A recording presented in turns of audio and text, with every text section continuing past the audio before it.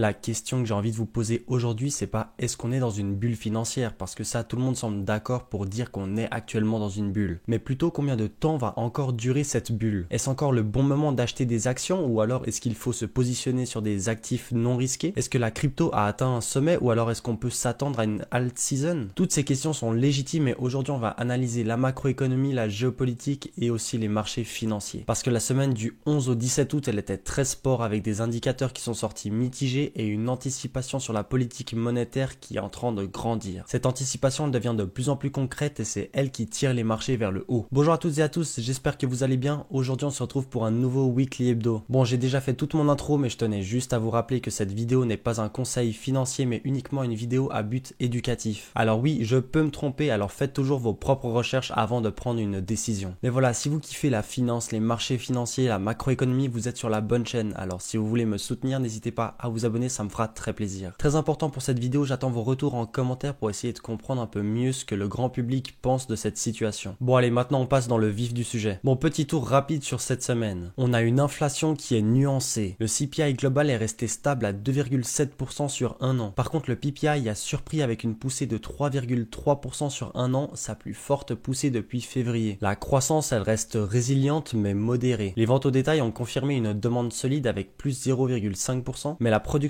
industrielle a reculé avec la confiance des ménages qui a faibli. En plus de ça, on a une Fed qui est sous pression. Malgré, souvenez-vous, le maintien des taux en juillet dernier, on a les investisseurs qui parient de plus en plus à une baisse des taux. Actuellement, la probabilité elle est à plus de 80% pour une baisse de taux de 25 points de base en septembre. Mais sachez juste qu'en début de semaine passée, elle était à 98% et qu'en une semaine, elle est passée de 98 à 84%. Là-dedans, les marchés ils sont en hausse avec le SP500 et le Nasdaq 100 qui flirtent avec leur sommet historique. On peut même préciser que la semaine passée, ils ont atteint un nouveau sommet. Ils sont portés par l'euphorie des investisseurs et la perspective d'une baisse de taux. Le dollar, bien évidemment, il s'est affaibli puisqu'on parie sur une baisse de taux en septembre. Et le pétrole, lui, a continué de reculer suite à la hausse de l'offre mondiale. Pour résumer, les marchés, ils naviguent entre espoir d'une inflation maîtrisée qui permettrait une baisse de taux et la crainte que certains signaux viennent confirmer le retour de l'inflation et viennent perturber ce scénario optimiste. Bon, cette semaine qu'on vient de vivre, elle était sport avec un CPI qui est sorti le mardi et un PPI qui est sorti lui le jeudi. Le CPI est sorti à plus 0,2% pour le mois de juillet contre plus 0,3% pour le mois de juin. Il était conforme aux attentes. Le CPI annuel lui est stable avec plus 2,7% contre des attentes qui étaient à plus 2,8%. Le CPI Core, donc sans l'alimentation et l'énergie, est sorti à plus 0,3% pour le mois de juillet. Il est sorti conforme aux attentes mais le précédent était de plus 0,2%. Et avec ça, il porte l'inflation Core annuelle à plus 3,1%. À noter que l'énergie a reculé de 1,1% et ça a permis de contenir l'indice global. Mais on a des pressions persistantes sur des biens hors énergie. Bon, pour l'indice des prix à la production PPI, c'était bien plus compliqué. On a eu une forte poussée avec plus 0,9% pour le mois de juillet, avec un mois de juin qui était à 0% et des attentes qui étaient de seulement plus 0,2%. Résultat, l'inflation annuelle des prix à la production, elle se monte à plus 3,3% sur un an, contre plus 2,3% pour le mois de juin qui a même lui été révisé à plus 2,4%. La composante sous-jacente du PPI a augmenté de plus 0,6% sur le mois, portant son taux annuel à plus 2,8%. Globalement, on a un renchérissement des services aux entreprises et un sursaut des prix alimentaires. Pour tous ceux qui seraient un petit peu dans le flou par rapport à ce que je viens d'expliquer, sachez juste que ces deux indicateurs, le CPI et le PPI, sont des indicateurs d'inflation. D'un côté, on a l'inflation chez les consommateurs, donc qui est le CPI, et de l'autre côté, on a l'inflation chez les producteurs, le PPI. Mais ces deux indicateurs sont souvent corrélés parce que l'inflation chez le producteur passe souvent à l'inflation chez le consommateur, mais avec un temps de décalage. Donc ce mois-ci, on a pu observer que l'inflation elle est restée stable chez le consommateur, mais qu'elle a fortement augmenté chez le producteur. Donc normalement, pour les prochaines données de CPI et de PPI, on devrait voir un CPI qui va augmenter puisque le PPI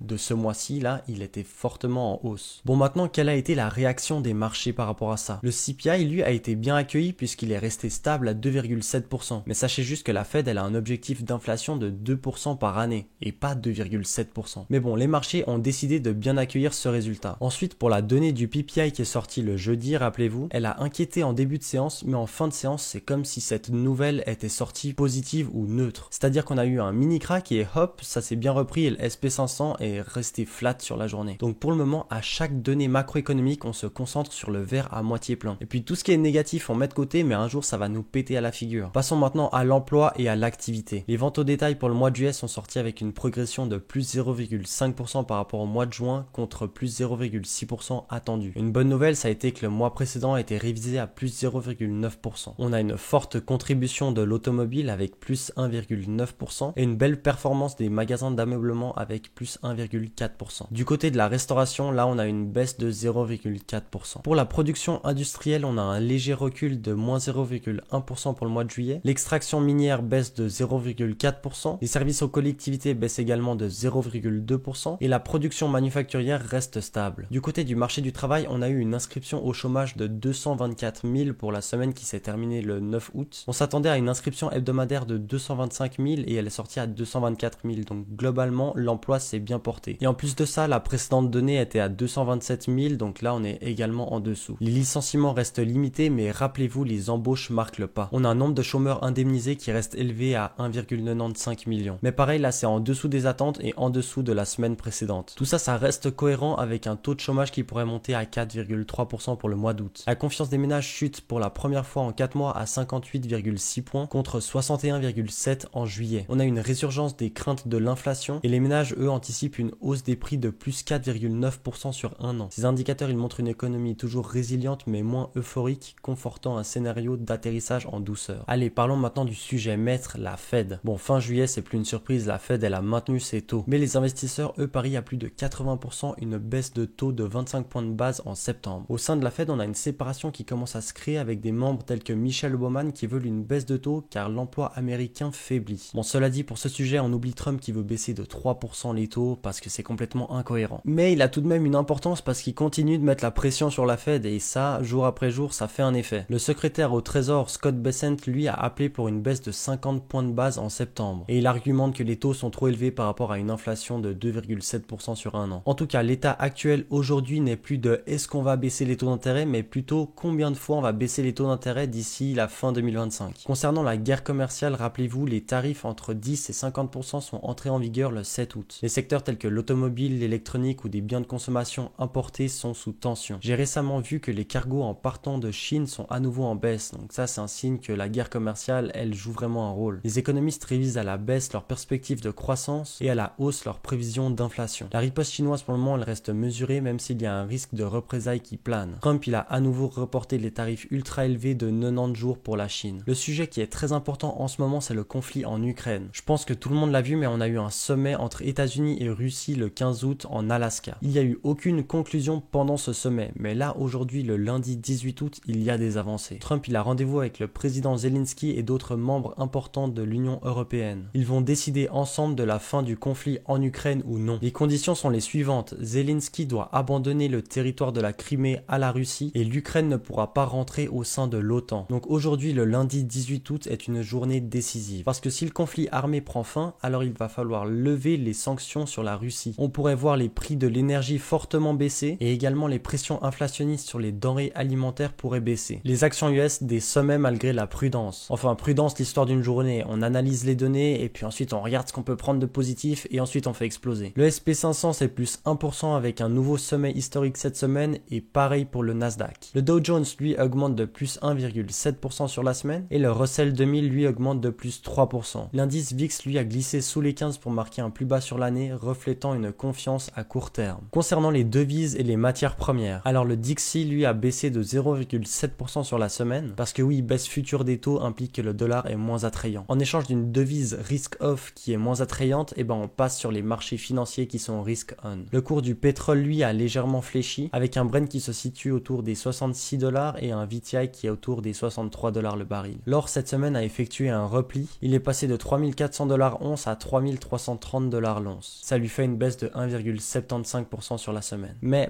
il est quand même en hausse de plus de 25% depuis le début de l'année. La crypto, un baromètre de l'appétit pour le risque. Alors cette semaine sur la crypto, on a eu un gros pump and dump. Disons que les dynamiques macroéconomiques se sont sont complètement reflétés sur les prix de la crypto. Le Bitcoin en fin de semaine évoluait autour des 118 000 $, mais il a quand même marqué un sommet historique à plus de 123 000 $ avec la donnée du CPI qui est sortie le mardi. Par contre, il a subi un mini crack éclair à cause du PPI. Ethereum, lui, a effectué le même scénario que Bitcoin et on va aussi décortiquer ça juste après. Ce qui est important de noter, c'est que la semaine passée, la crypto était très corrélée avec les risk-on traditionnels. Comme le Nasdaq et comme le SP500, elle a augmenté et baissé en même temps. La seule petite nuance, c'est que le Nasdaq et le SP500, quand ils ont baissé, ils se sont repris derrière alors que la crypto, elle, a continué de baisser. Alors ici, on se retrouve sur l'ETF SPY qui reprend l'indice SP500. Donc on peut voir qu'avec le RSI Daily, on est passé au-dessus de la moyenne mobile, ce qui est positif, et on est sous les 70. Donc on reste très suracheté. On pourra noter une légère divergence baissière juste ici, regardez bien.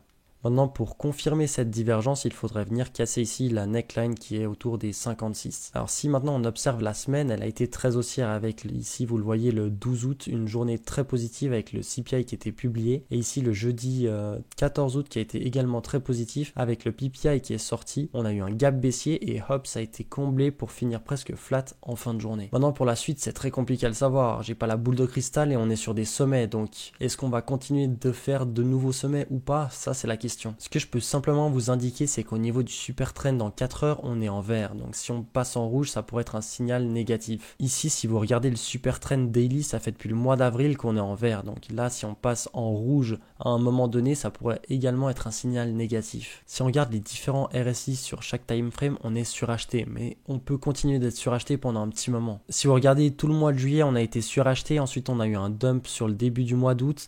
Et là, on reprend. Donc, on peut en continuer d'être suracheté encore tout le mois d'août. En fait, j'ai l'impression qu'il suffit qu'on a des données positives au milieu de données négatives et on va prendre les données positives pour continuer de pousser à la hausse. Une chose que je peux vous indiquer, c'est que le SP500 sous-performe le Nasdaq. Vous le voyez ici, depuis le 19 mai, on est sous la moyenne mobile. En parlant de Nasdaq, nous y voici, nous y voilà. Franchement, ça a très peu de choses près le même graphe que le SP500. La seule chose qu'on peut identifier, c'est que c'est légèrement plus vertical que le SP500. Mais donc, pour tout ce que j'ai évoqué jusqu'à présent, c'est également valable pour le Nasdaq. Un petit mot ici sur les small caps pour vous dire qu'elles ont bien surperformé en début de semaine par rapport au Nasdaq. Donc vous le voyez ici à la publication des données sur le CPI, elles ont explosé. Tout simplement parce qu'on associe souvent une baisse de taux à une hausse des petites capitalisations. Reste que si on regarde sur le graph weekly, on est sous les sommets de décembre 2024. Maintenant pour l'or, on peut observer en daily une contraction de la volatilité. On a une grosse structure de consolidation qui est faite depuis fin avril et pour le moment on ne sait pas dans quelle direction ça va continuer. On peut noter ici que les moyennes mobiles se resserrent de plus en plus et souvent un resserrement du type, ça veut souvent dire que ça va partir dans un sens ou dans l'autre. Maintenant voilà, on a différentes résistances et supports, il va falloir voir laquelle casse en premier. Ici sur le RSI Daily, on est neutre et sur le RSI Weekly, on est suracheté sous la moyenne mobile. À noter ici sur le graphe 4 heures qu'on essaye de poser un double bottom avec la moyenne mobile RSI qui a été franchie. Je sais pas ce que vous en pensez, dites-moi en commentaire si vous pensez que l'or il va continuer d'exploser ou s'il va s'écraser. Juste ici, on a le prix du pétrole Brent. On peut voir qu'après le pic qu'on a eu début juin, on a franchi à nouveau à la baisse la moyenne mobile 200 jours. On est venu la retest et hop, de nouveau à la baisse. Donc la tendance de fond long terme, elle reste à la baisse. Il faut bien observer les prix du pétrole en direct parce qu'il pourrait nous indiquer si le conflit russo-ukrainien il a pris fin ou pas avant même que ce soit officiel. Et il en va de même pour le gaz qui, on le voit ici, est sous la moyenne mobile 200 jours et depuis,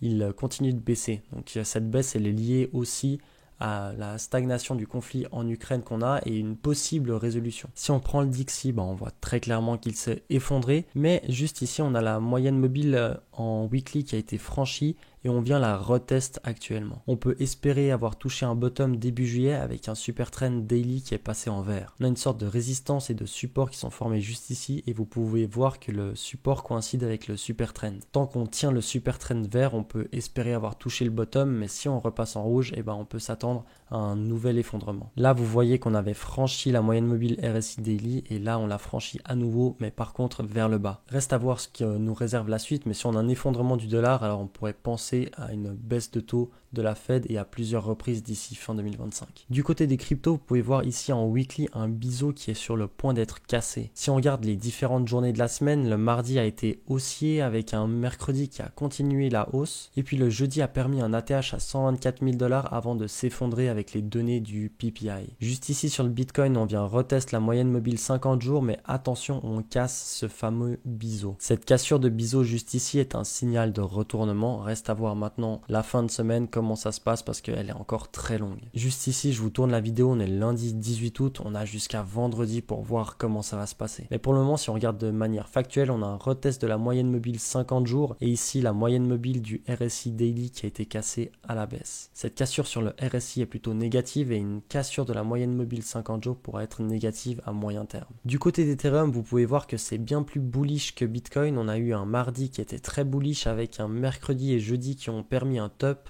avant de s'effondrer suite aux données du PPI. Ici, on a un croisement de la moyenne mobile 50 jours avec la moyenne mobile 65 jours, ce qui est positif. Par contre, du côté du RSI, on est suracheté avec une cassure de la moyenne mobile, ce qui est plutôt négatif. Le super trend en 4 heures, il est rouge avec un RSI qui est sous la moyenne mobile, ce qui est aussi négatif. Maintenant, sur Ethereum, qui est très bullish depuis un bon moment, on a un support de la moyenne mobile 20 jours qui pourrait être retest et il coïncide avec le super trend daily. Il faut tenir ce support avant d'avoir un autre support à 3800 $ et la moyenne mobile 50 jours qui est autour des 3500 $.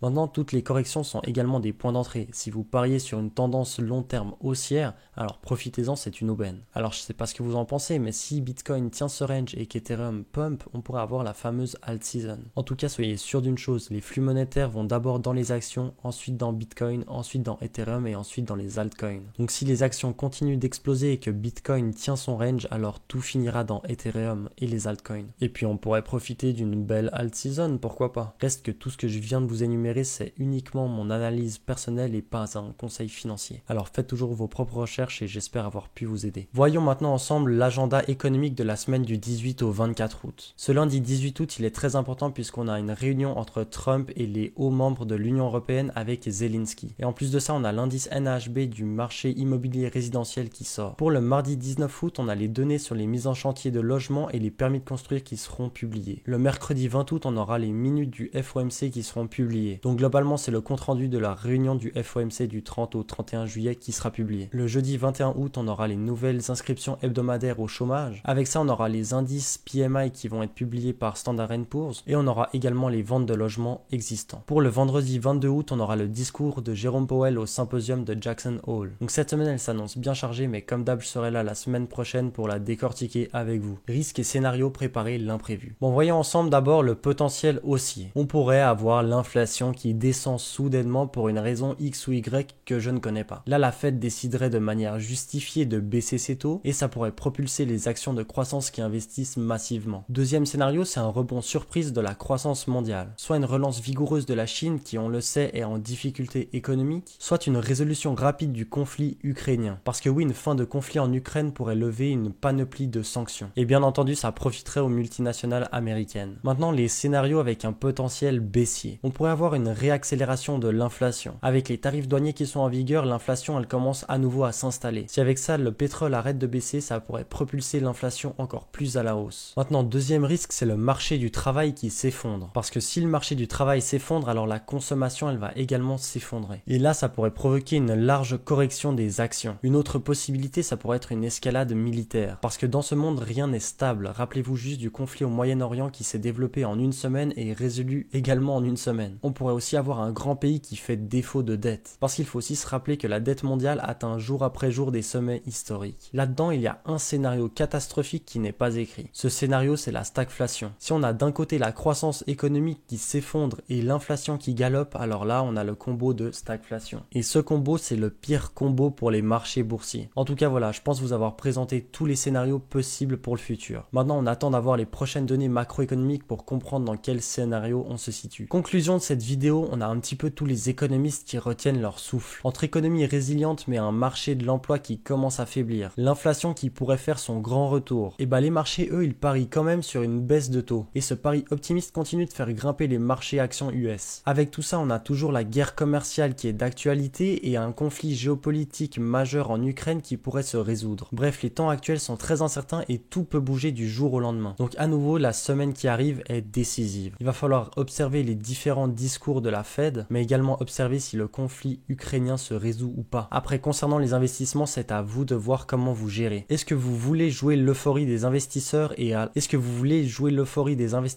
ce moment-là, il faudrait plutôt investir sur le SP500, sur le Nasdaq et avoir des valeurs qui explosent. Mais maintenant, jusqu'à où elles vont exploser? Est-ce que vous arriverez à sortir à temps de la bulle? Ou alors rester diversifié et parier sur une continuation de bulle, mais également investir sur des valeurs telles que l'or. J'espère qu'avec cette vidéo, vous comprendrez un petit peu mieux le monde actuel et vous pourrez prendre de meilleures décisions pour investir. Pour ma part, c'est tout pour aujourd'hui. Je vous donne rendez-vous la semaine prochaine pour un nouveau Weekly Hebdo. Si vous avez kiffé cette vidéo, n'hésitez pas à liker, à me dire en commentaire ce que vous en pensez et à vous abonner, ça me fera très plaisir. Et d'ici là, portez-vous bien, allez, ciao ciao!